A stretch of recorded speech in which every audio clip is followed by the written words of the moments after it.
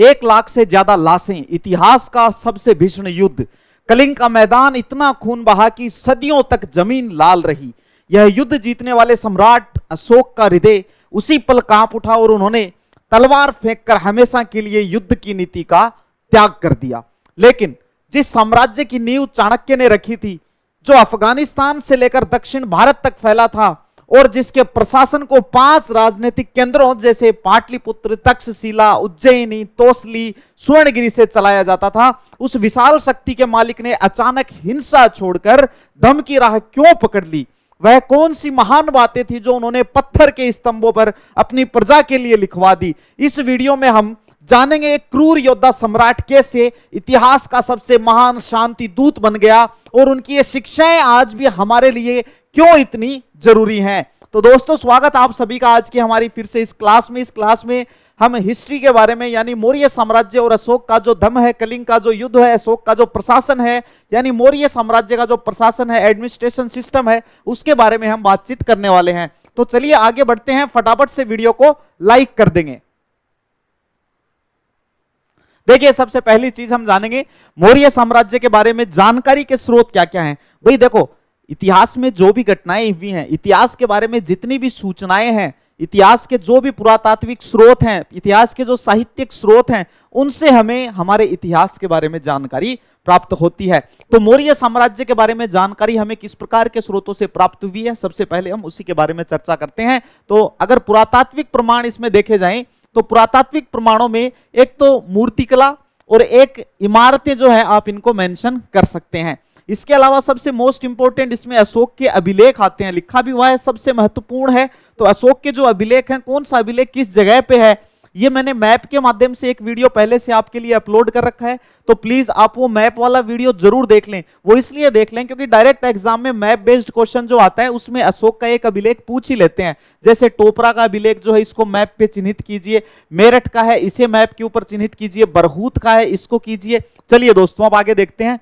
अब इस समय की समकालीन रचनाएं, यानी कि जिस समय मौर्य साम्राज्य था उसी समय की जो रचनाएं थी, जैसे इंडिका, इसके लेखक कौन थे? मेगस्थनीज, यूनानी राजदूत थे, ये इनके द्वारा लिखी गई थी। यूनानी राजदूत और जो राजा हैं सेल्यूकस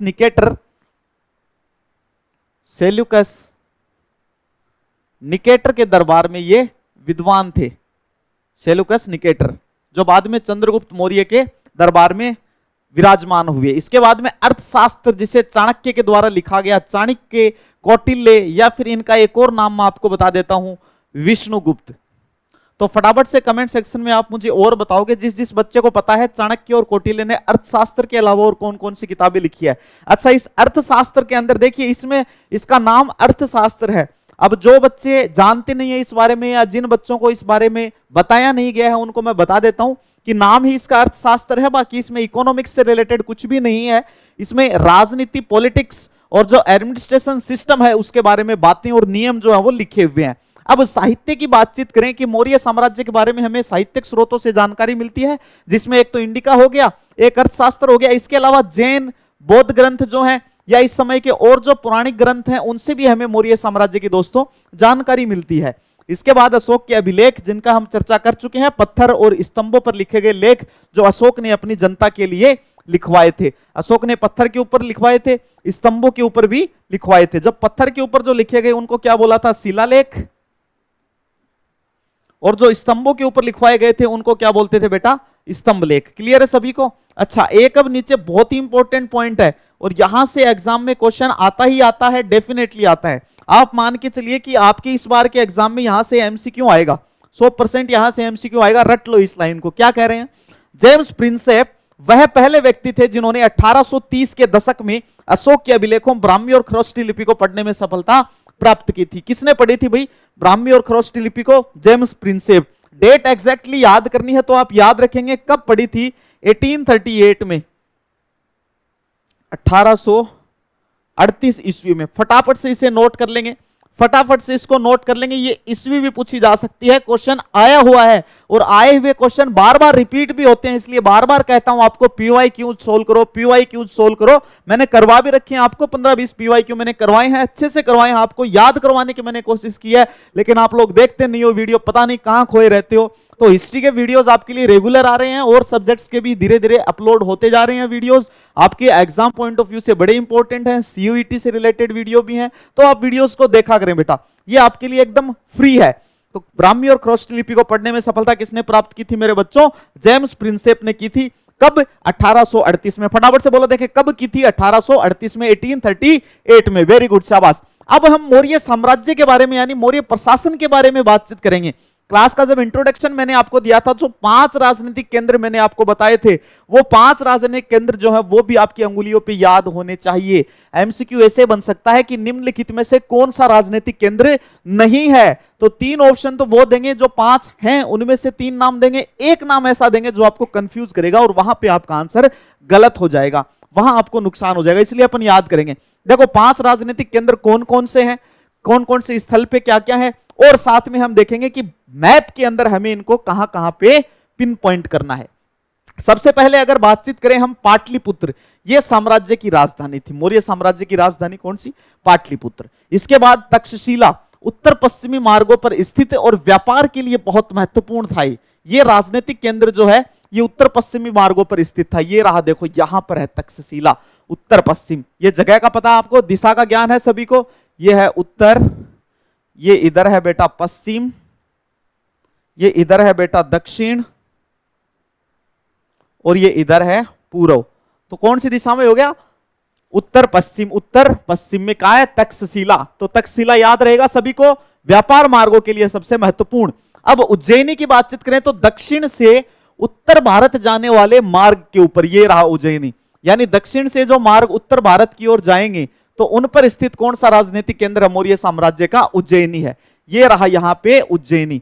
याद रखोगे सभी? उज्जैनी याद रखोगे सारे के सारे बच्चे? उज्जैनी कहां पे स्थित है? चलिए शाबाश, ये रहा आपका उज्जैनी। मैं इसको भी मार्क कर देता हूं और अलग कलर के पेन से कर देता हूं थोड़ा सा। इस पे क्या ये वाला कलर जो है ये अच्छे से विजिबल नहीं हो रहा है ना। ये तो रहा देखो बेटा आपका तक्षशिला, ये रहा आपका उज्जैनी। चलिए और देखते हैं आगे। अब है तोसली, पूर्वी तट ओडिशा का महत्वपूर्ण केंद्र है। ये रहा तोसली, पूर्वी तट, ये पूर्व है और ये ओडिशा के अंदर ये क्या है? एक महत्वपूर्ण केंद्र है पूर्वी तट का, तोसली।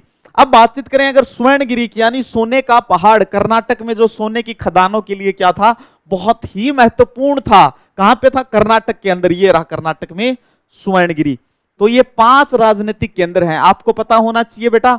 अफगानिस्तान से लेकर और दक्षिण भारत तक मौर्य साम्राज्य जो था यह फैला हुआ था, बहुत बड़ा साम्राज्य था, इसलिए इन्होंने 5 अपने राजनीतिक केंद्र स्थापित किए ताकि प्रशासन को अच्छे से देखा जा सके, सैन्य संचालन अच्छे से हो सके, बाजार प्रणालियों पर नियंत्रण हो सके, लगान कर सही से वसूला जा सके। उन सभी चीजों को नियंत्रित करने के लिए इतने बड़े साम्राज्य में 5 राजनीतिक केंद्र जो है वो बनाए गए थे। अब वो जो 5 राजनीतिक केंद्र हैं, एक बार मेरे साथ सारे बच्चे इनको रिपीट करेंगे, फटाफट से रिपीट करेंगे। सबसे पहला पाटलिपुत्र, मैंने मार्क नहीं किया बेटा, ये रहा पाटलिपुत्र, ठीक है, ये पाटलिपुत्र रहा, मैं इसको भी मार्क कर देता हूं।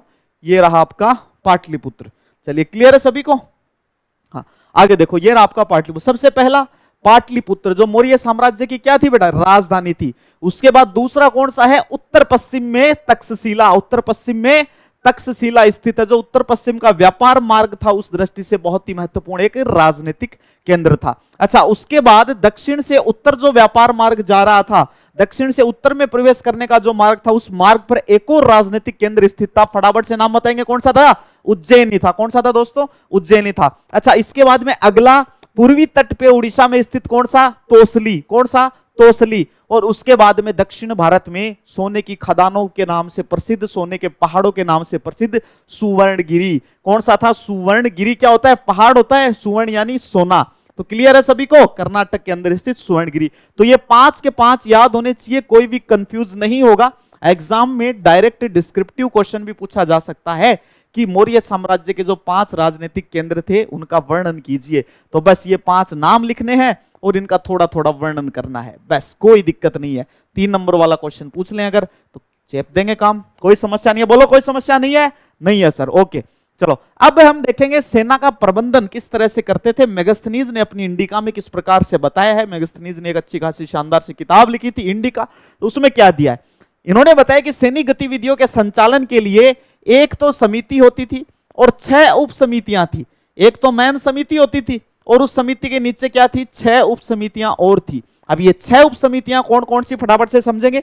जैसे एक उप समिति जो थी वो नौसेना का संचालन करती थी, एक उप समिति यातायात और खान पान देखती थी, ट्रांसपोर्ट एंड प्रोविजंस। इसके बाद एक पैदल सैनिकों के लिए उप समिति थी, एक अश्वराही यानी घोड़े वाले सैनिक जो हैं, घोड़े के ऊपर बैठ के चला करते थे वो सैनिक, एक रथारोही यानी रथ वाले सैनिक हैं, और एक हाथियों का संचालन करने वाली जो टीम थी उसके लिए ये 6 उप समितियां थी। कौन कौन सी, नौसेना यातायात वाली, पैदल सैनिकों वाली, अश्वारोही, रथारोही और हाथी वाली। चारों इस प्रकार से याद कर लो सैनिकों से संबंधित, एक नौसेना हो गई, नेवी हो गई, और एक यातायात और खान पान से संबंधित हो गई। किसके अनुसार, मेगास्थनीज की इंडिका के अनुसार, मेगास्थनीज की इंडिका के अनुसार। क्लियर है भाई सभी को। चलो अब हम देखते हैं आगे। अब हम थोड़ा सा देखेंगे बेटा अशोक के धम्म के बारे में। सभी को पता होगा कि अशोक ने युद्ध नीति का त्याग किया था कलिंग के युद्ध के बाद में, और इन्होंने धम्म नीति को अपना लिया था। यह धम्म क्या है, क्या क्या बातें हैं, धम्म को किस प्रकार से फैलाया गया, इसका प्रचार प्रसार कैसे किया गया, ये सब बातें आपको जानना जरूरी है, बोर्ड एग्जाम्स में पूछी जाती हैं बेटा। अशोक पहला सम्राट था जिसने अभिलेखों के माध्यम से अपनी प्रजा को क्या किया था, संबोधित किया था। किनके माध्यम से, अभिलेखों के माध्यम से। आप सभी बच्चों को, आप अभी 12th क्लास में हो या आप में से कुछ बच्चे ऐसे हैं जो 12th कर चुके हैं या जो 11th में है और साथ साथ में भी 12th बोर्ड्स की अच्छी तैयारी अपनी कर रहे हैं, आप सभी को पता होना चाहिए दोस्तों, अभिलेख, शिलालेख, स्तंभलेख और गुहालेख, इनमें डिफरेंस क्या क्या है सभी को पता होना चाहिए। इनमें क्या डिफरेंस है, अगर नहीं पता तो वीडियो के कमेंट सेक्शन में कमेंट करके बताओ। मैं एक आपके लिए शॉर्ट वीडियो लेके आऊंगा जिसमें मैं इनका जो डिफरेंस आपको समझाऊंगा। भाई फटाफट से बताएंगे जिनको नहीं पता।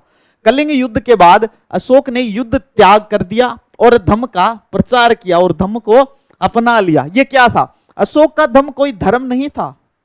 कुछ बच्चे सोचते हैं धम्म नाम देख के कि अच्छा धर्म को उस समय धम्म कहा करते होंगे, क्या पता ऐसा हो सकता है। नहीं, जब मैं शुरू में पढ़ता था इतिहास तब मैं भी यही सोचता था, इसलिए मैं बता रहा हूं। आपकी जैसी थिंकिंग मेरी थी, लेकिन मैंने अपने गुरुजनों की बातों को सुना, उनकी बातों को समझा और उसके बाद मुझे पता चला कि यह कोई धर्म नहीं बल्कि नैतिक नियमों का क्या था, एक समूह था। यानी आपके स्कूल के अंदर एक बुलेटिन बोर्ड आपको मिलता होगा जिस पर सूचनाएं आपको दी हुई होती हैं, या फिर कोई नियमावली आपको मिलती होगी, कोड ऑफ कंडक्ट ऐसा कुछ आपको मिलता होगा। ये एक तरीके से क्या था, कोड ऑफ कंडक्ट ही था, यानी कौन कौन से नियमों का पालन करना है। जैसे स्कूल में आपको बताते हैं टाई प्रॉपर होनी चाहिए आपकी, हेयर कट आपका प्रॉपर होना चाहिए, लड़कियां 2 पोनी बना के आएंगी, इस तरह की बातें बताती हैं, नियम होते हैं। तो इसी प्रकार के जो नियम थे, उन नियमों का जो समूह था उसका नाम क्या था, धम्म था। क्या था उसका नाम, धम्म था। आगे देखें, अब धम्म में क्या क्या बातें थी। इन्होंने बोला कि भाई बड़ों का क्या करोगे तुम लोग, आदर करोगे, यानी अपने से बड़ों और माता पिता और गुरुजनों का हमेशा क्या करेंगे, सम्मान करेंगे। सेवकों के साथ आप व्यवहार अच्छा रखोगे। आपके जो सेवक हैं, जो आपकी सेवा करते हैं, ये मतलब नहीं है कि उनकी आप लाते मारोगे, गलत बात हो जाएगी। नहीं, उनकी सेवा करनी है आपको भी। दासों और सेवकों के प्रति आपको क्या रहना है, दयावान रहना है। उनकी जो मजदूरी, उनका जो श्रम बनता है वो उनको देना ही देना है। एक्स्ट्रा दो तो बहुत अच्छी बात, और उनको अच्छे से रखना है। उनके स्वास्थ्य जो है खराब हो जाए तो उनकी देखभाल करने का दायित्व भी आपका ही बनता है। तो भाई सेवकों के साथ आपका व्यवहार जो है वो बहुत ही दयावान होना चाहिए। धार्मिक सहिष्णुता आपके अंदर होनी चाहिए, यानी ब्राह्मणों और सन्यासियों के प्रति उदारता और दूसरे धर्मों का हम सम्मान करेंगे। चाहे हम किसी भी धर्म से हो, पर्टिकुलर हमारा कोई भी रिलीजन हो, लेकिन जो दूसरा रिलीजन है, जो दूसरा धर्म है, उसके प्रति हमारे दिल और दिमाग के अंदर नफरत नहीं होनी चाहिए, हम उसका भी सम्मान करेंगे। ये धम्म की बात है। अहिंसा, प्राणियों का हम बिल्कुल भी वध नहीं करेंगे, कोई शिकार विकार कोई कुछ नहीं करेगा। प्राणी जो होते हैं उनमें भी आत्मा होती है, वो भी सजीव होते हैं, उनके अंदर भी जीवन होता है, तो उसको कोई भी नष्ट नहीं करेगा अपने मनोरंजन के लिए या खाने पाने के लिए।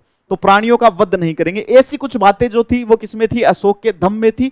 इन बातों का पालन अशोक स्वयं करते ही करते थे, और अशोक चाहते थे कि मेरी जितनी भी प्रजा है, मौर्य साम्राज्य जहां जहां तक फैला हुआ है, वहां तक का हर एक मनुष्य जो है वो धम्म की इन बातों का पालन करे। तो दोस्तों उस समय व्हाट्सएप तो था नहीं कि एक व्हाट्सएप ग्रुप बना लो और उसमें मैसेज डाल दो कि ये धम्म की बातें हैं और इनका सब पालन करेंगे, ऐसा तो हो नहीं सकता था, है ना। गाड़ियां भी नहीं थी इतनी ज्यादा, कुरियर सुविधा ऐसा कुछ भी उस समय था नहीं, तो फिर क्या होता था, फिर अशोक ने कुछ दम महामात्र नियुक्त किए। दम महामात्र यानी कि वो लोग उन्होंने नियुक्त किए जो जगह जगह पे जाएंगे और अशोक का जो धम्म है, जो ये कोड ऑफ कंडक्ट है, जो नैतिक नियमों का एक समूह है, इसे जगह जगह जा जाकर सब लोगों को बता के आएंगे। इसीलिए इतिहास जब आप पढ़ते हैं आपको पता चलता होगा कि मौर्य साम्राज्य में अशोक एक ऐसा सम्राट है, या बातचीत करें प्राचीन भारत के इतिहास की तो अशोक एकमात्र ऐसा सम्राट है, अशोक के इतने अभिलेख मिले हैं जितने किसी के नहीं मिले, और उन अभिलेखों पर अधिकांश अभिलेखों के ऊपर बातें मिली हैं धम्म से संबंधित, क्योंकि अशोक स्वयं चाहते थे कि धम्म का प्रचार प्रसार खूब हो, इसलिए इन्होंने जगह जगह स्तंभों के ऊपर जगह जगह इन्होंने क्या कर दिया, धम्म के नियम लिखवा दिए।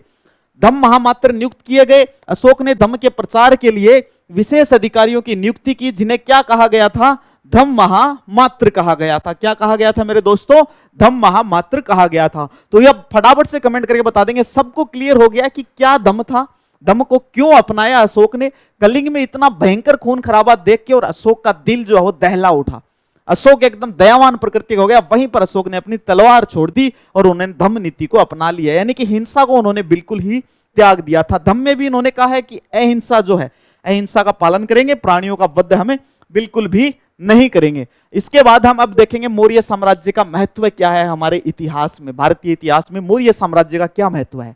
19वीं और 20वीं सदी के कुछ इतिहासकार, विशेषकर राष्ट्रवादी नेताओं के लिए अशोक एक प्रेरणादायक क्या था, एक चित्र था। यानी अभी 19वीं और 20वीं शताब्दी के जो इतिहासकार भी हमारे हिस्टोरियंस हैं, उनके लिए अशोक क्या है, प्रेरणा स्रोत है।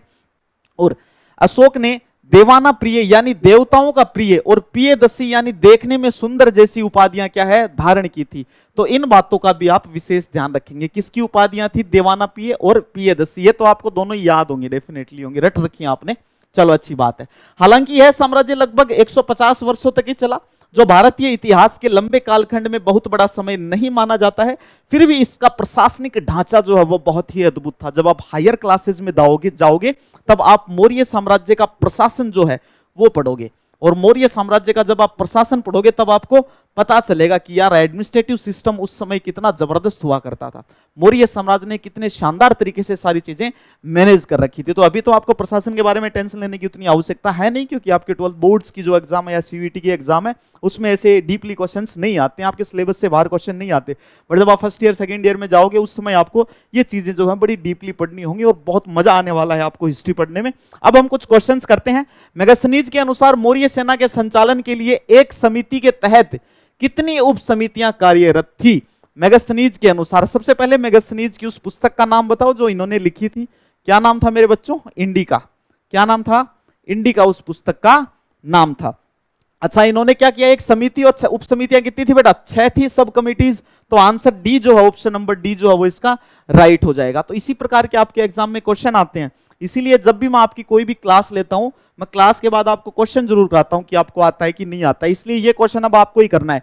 अशोक के धम्म की प्रकृति का सबसे अच्छा वर्णन कौन सा विकल्प करता है। अशोक के धम्म के बारे में मैंने अच्छे से आपको एक एक बात समझाई है, तो बताओ भाई, यह युद्ध जीतने के लिए एक सैन्य रणनीति का कोड था, या फिर यह एक नया धार्मिक संप्रदाय था जिसे अशोक ने स्थापित किया, या फिर यह नैतिक नियमों का एक समूह था जिसमें धार्मिक सहिष्णुता और अहिंसा शामिल थी, या फिर यह केवल दासों और सेवकों के लिए एक आचार संहिता थी। मेरे बच्चों, इस क्वेश्चन का आंसर आप कमेंट सेक्शन में कमेंट जरूर करोगे। आप देखना, आपका खुद का कॉन्फिडेंस बढ़ेगा। मैं आप सभी बच्चों के कमेंट जो है वो पर्सनली चेक करूंगा और आपका रिप्लाई करूंगा। चलो, अब मैं आपको एक डिस्क्रिप्टिव क्वेश्चन और बता देता हूं। ये देखिए, ये क्वेश्चन है एक बड़े वाला क्वेश्चन, आपके बोर्ड एग्जाम में पूछा जाता है आपसे। अब आज की स्लाइड में मैंने आपको जितनी भी चीजें करवाई हैं उनमें से अगर आधी बातें भी आप इसके आंसर में लिख देते हैं तो आप अच्छे मार्क्स जो है वो ऑब्टेन करेंगे। देखिए, मौर्य साम्राज्य के बारे में जानकारी देने वाले प्रमुख पुरातात्विक और साहित्यिक स्रोतों का हमें वर्णन करना है। तो जैसे पुरातात्विक स्रोत हैं उसमें आपने क्या क्या देखा था पुरातात्विक स्रोतों में, फटाफट से बताएंगे। जैसे कुछ मंदिर वगैरह है पुरातात्विक स्रोतों में, है ना, उनके बारे में लिखेंगे थोड़ा सा। साहित्यिक स्रोतों के बारे में क्या क्या देखा आपने, बौद्ध ग्रंथ, बौद्ध है जैसे, या फिर जैन ग्रंथ है, या फिर जो अन्य पौराणिक ग्रंथ है, ये चीजें देखी अपन ने। इसके अलावा इंडिका है, इसके अलावा चाणक्य का अर्थशास्त्र है। तो कुछ ऐसे पॉइंट्स जो हैं, चीजों को आप पॉइंट वाइज तैयार कीजिए। तो ये तो स्रोतों का वर्णन हो गया। इसके बाद इसके अतिरिक्त जैसे पुरातात्विक स्रोत है ना, तो इनमें भी आपको वो चीजें लिखनी है। मंदिर हो गए, महल हो गए, और आपके अभिलेख हो गए। तो अभिलेख जो है इनको भी आप इसमें शामिल कर सकते हो, कोई दिक्कत वाली बात नहीं। इसके अतिरिक्त अशोक के द्वारा नियुक्त धम्म महामात्र की भूमिका तथा धम्म के प्रचार में उनके महत्व को समझाइए। तो अब धम्म महामात्रों के बारे में लिखना है कि धम्म महामात्र जो है वो कैसे कार्य करते थे, है ना। धम्म महामात्र कैसे धम्म का प्रचार किया करते थे, अब वो चीजें आपको लिखनी है। तो अच्छे से एक लंबा चौड़ा आंसर जो है वो आप इस क्वेश्चन का लिख सकते हैं। तो प्लीज आप घर पे एक बार प्रैक्टिस करके जरूर ट्राई करेंगे। ये मान के चलिए ये क्वेश्चन आपके लिए होमवर्क रहेगा और इस क्वेश्चन का आंसर सभी बच्चे मुझे कमेंट सेक्शन में जरूर करेंगे। दोस्तों अगर वीडियो आपको अच्छा लगा हो, चीजें आपको इंटरेस्टिंग लगती हो, तो प्लीज कमेंट सेक्शन में जरूर कमेंट करें ताकि हमें इससे मोटिवेशन मिलता रहे और हम आपके लिए और बहुत ही अच्छा मटेरियल जो है वो यूट्यूब पर डिलीवर करते रहें। तो जल्दी मिलते हैं हमारे नेक्स्ट प्यारे से वीडियो के साथ में, तब तक के लिए मुझे आज्ञा दें। Thank you very much.